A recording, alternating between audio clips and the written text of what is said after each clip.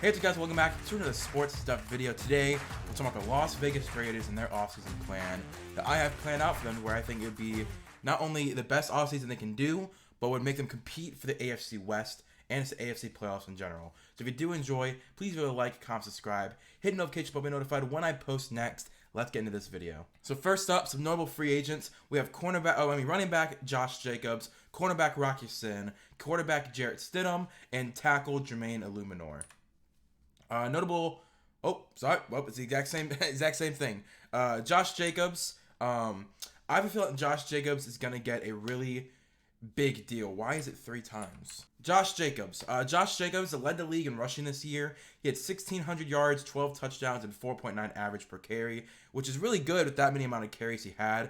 He showed in this scheme that he can be a franchise-level running back, which I think exactly what the Raiders needed right now. And he will be expensive, but he's going to be even harder to replace than it is to pay him. So here's my base salary that I got for him.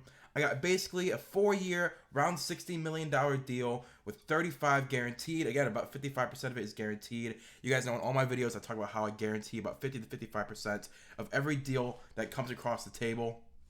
$10 million signing bonus. So, his average never hits over 20 million except for that final season. And if he's honestly being one of the best running backs for the first 2-3 years of the deal, I wouldn't be surprised if they scrap this deal, make a new one, and extend him again.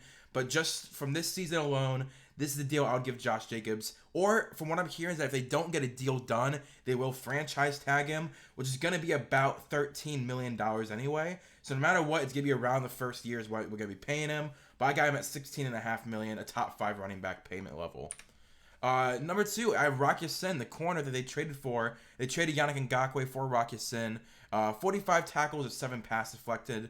Really good for a number 2 corner. He had a rough first season in Las Vegas, no interceptions. There were times where he was kind of at fault for what was going on in the field. He had showed flashes, though, of the cornerback 2 that he can be. And I think he is worth a second deal. Again, about a 3-year, $35 million deal, $6 million at signing bonus, with about 16 guaranteed, 50% of it guaranteed. Again, cap hit never goes over 15 million. That's really good for cornerback number 2 of his skill level. The third guy I would re-sign is Jermaine Illuminor. He had a 75 overall grade on PFF, even though I don't really say that PFF is worth a darn anymore. They've kind of been shown that they have a really big bias towards some teams. But, he had an average grade on PFF. He's a solid starting right tackle. There's a point where if you keep letting guys go, trading them, cutting them, it's too many holes to fill in one offseason. So just get Jermaine Illuminor, get that starter-based starting level right tackle. He actually followed Josh McDaniels to Las Vegas from the New England Patriots. So I think he is worth keeping around. I think they like him. 2-year, $15 million deal. $4 million signing bonus with $7 million guaranteed. $10.5 million is the most it balloons to, which I think is kind of an underpay for the skill level he actually is.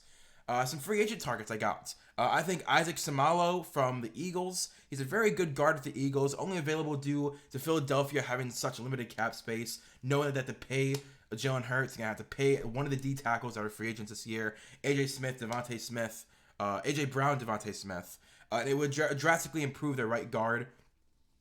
From the deal, it looks like it's a 3-year, $36 million deal, $5 million signing bonus with 14 guaranteed, balloons to $15.5 million, which is really average for this, a right guard. I think he's better than his contract would presume. So I wouldn't be surprised if after 2 years they get another deal made, so he gets a little bit of a pay raise. The other guy I would look at is Ogbonnia Okoronkwo, which I've talked about a lot.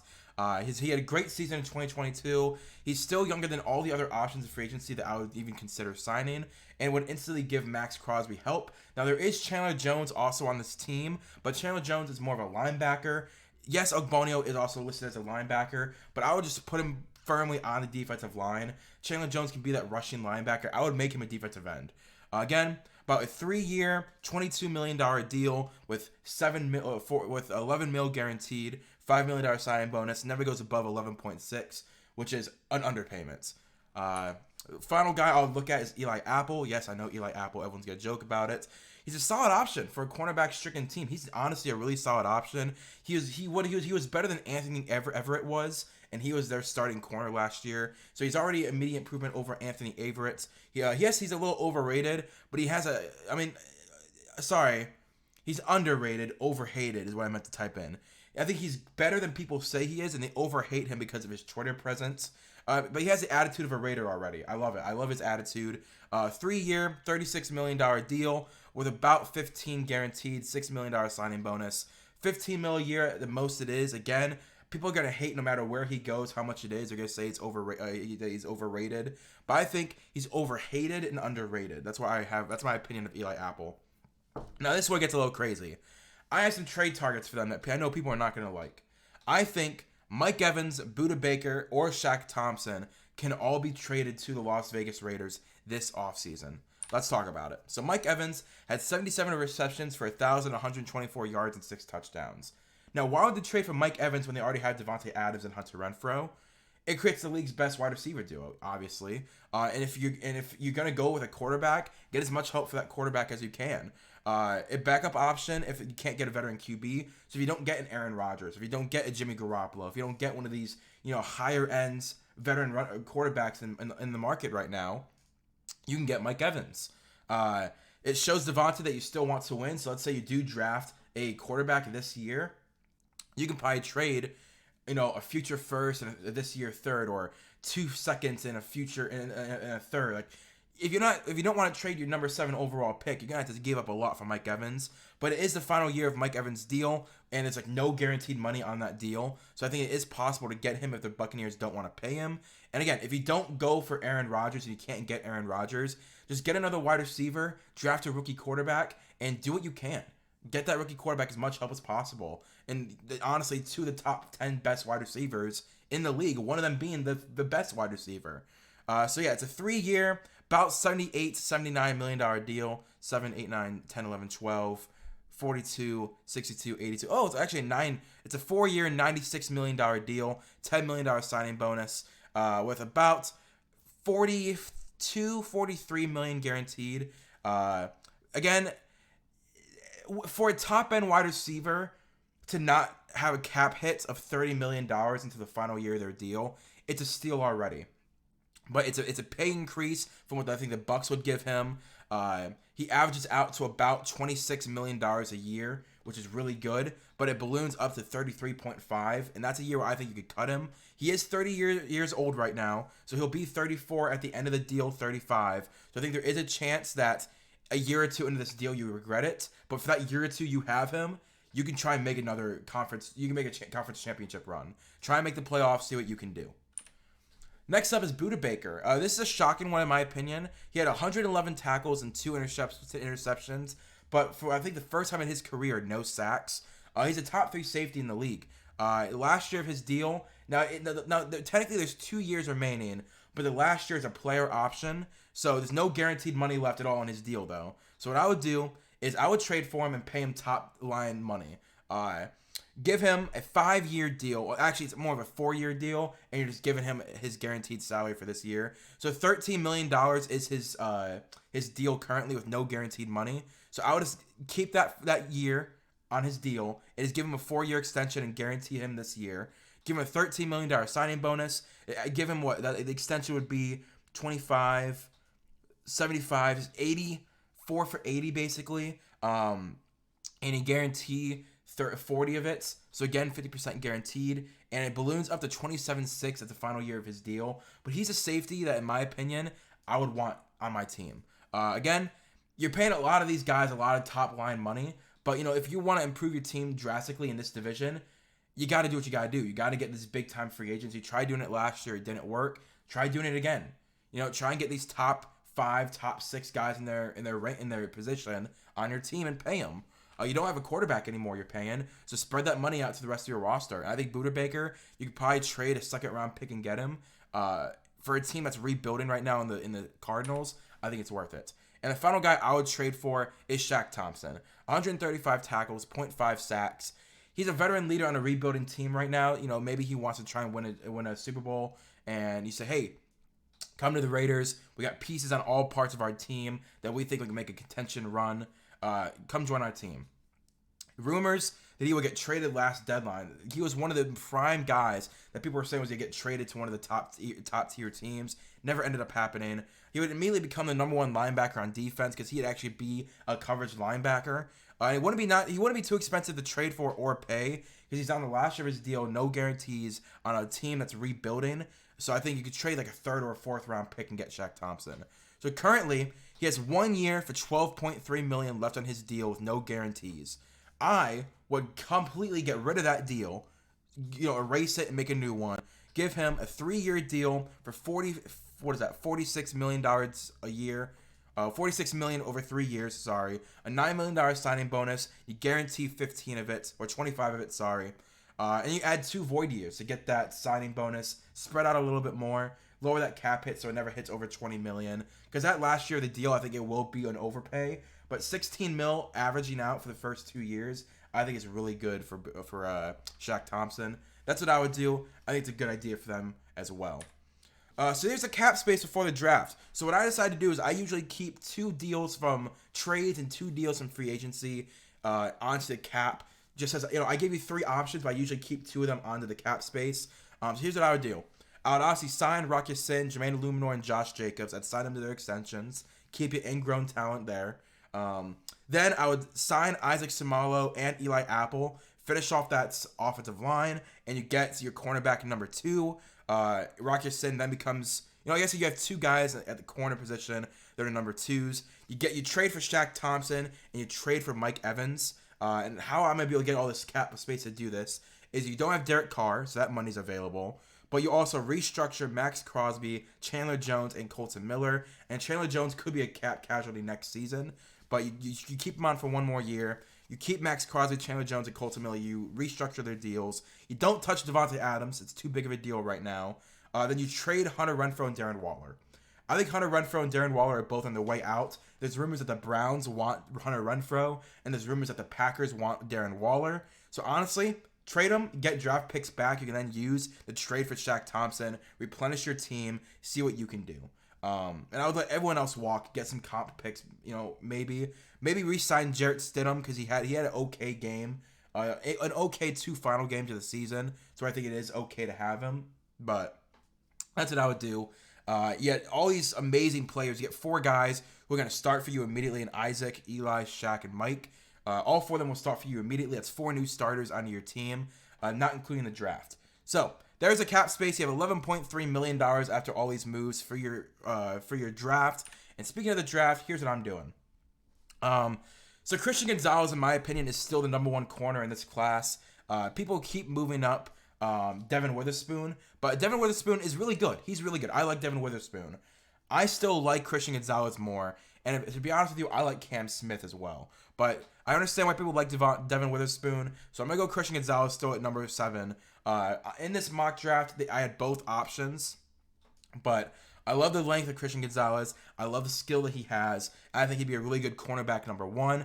Then you have Eli Apple and Rock Ya-Sin backing him up at 2 and 3. I think it's a really good pairing. Darnell Washington is interesting. I like Luke Musgrave, who's currently getting a lot of hype, but Darnell is still number 1 tight end in my opinion. Oh, sorry, number 2 tight end because I forgot about Michael Mayer. I still think Darnell Washington's a number 2 tight end in this class. I think he has a lot of skill sets to provide to this team. He's good at blocking. He's good at receiving. You replace Darren Waller immediately with a guy who's younger, in my opinion, a little bit better. But I think Darnell Washington, get whatever quarterback you have, another pairing, whether it's Jarrett Stidham or, as you can see later on, Stetson Bennett. Just do what you gotta do. Next up is Andrew Voorhees in the 3rd round. Again, Alex Bars is a free agent, and I didn't think I would want to sign him to an extension. You have Dylan Parham at left guard. You decided to cut Alex Leatherwood last year.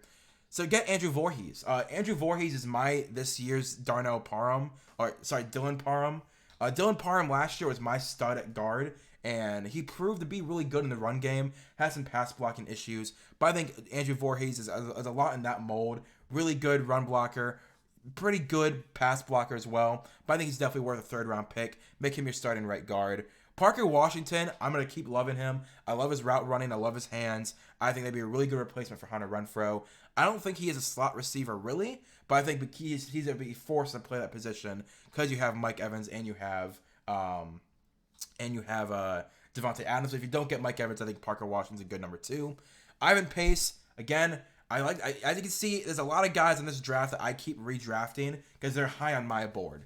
Ivan Pace will be a really good third linebacker. If you have Divine Diablo, if you have Shaq Thompson, I would like Ivan Pace at that position. Kei'Trel Clark, really good nickel corner. Kei'Trel Clark's actually on my board because of what's his name? The really good wow, I can't remember his name. He's a YouTuber, but he does this kind of stuff every year. He does draft content. He had a really good opinion of Kei'Trel Clark, and I trust his opinion. I was high on Ivan Pace before him, but Kei'Trel Clark's a really good nickel corner from Louisville. I think he'll be really good for this team. You have Amik Robinson, you have Nate Hobbs, and then you obviously have the guys that I want them to grab. But I think Kei'Trel Clark could be a good young option as well, and a special teamer. Stetson Bennett. I think there's a chance this guy could start. Round 5, he's very smart, has a really good processing and motor. Obviously, he's in the 5th round for a reason. But, I mean, this guy's won 2 national championships in a row. Yes, he's like 25, 24, but I think Stetson Bennett, give him a chance. Re-sign Jason Stidham, get Stetson Bennett and see what you can do. Or if you somehow do get Aaron Rodgers, might as well get Stetson Bennett to sit behind him and see what you can build. Jake Bobo, I like Jake Bobo. I think he's a good returner more than he is a receiver. Although he had a really good, receiving grade on PFF. I think he had a really solid season. On top of that, his drop rate was like way above average. His drop rate, or below average. Sorry, his drop rate. He only dropped 4 passes the entire year from UCLA. He has good speed. He's 6'5", gives you another receiving option. But I would honestly have him more as a returner. Antonio Mafi, same thing. He's a really beefy guard. So let's say Andrew Voorhees doesn't work out. You have Antonio Mafi, who I think could be a really solid guy. Trey Dean, I can't speak highly enough of Trey Dean. Again, another guy I've been high on for a few weeks. And then the YouTuber, I can't remember his name. I just watched one of his videos. But the YouTuber then talked about Trey Dean because everything that I spoke about Trey Dean, he agreed with. He's good at everything except for interceptions. He's an amazing tackler. He's amazing with his hips. He's amazing in coverage. He just can't pick the ball. And I think that Trey Dean is definitely worthy of a pick, and especially in the 7th round, that's a steal. Then Carlton Martial. He's a good linebacker. I would definitely have him more of a special teamer. But I think if he needed to start, he could, prove like, oh, he has, maybe he's a Sam linebacker. He wouldn't be too bad in a 4-3 scheme. But that's my draft. I think they're a little too low on Darnell Washington and Andrew Voorhees, but it's whatever. Some potential shocking moves.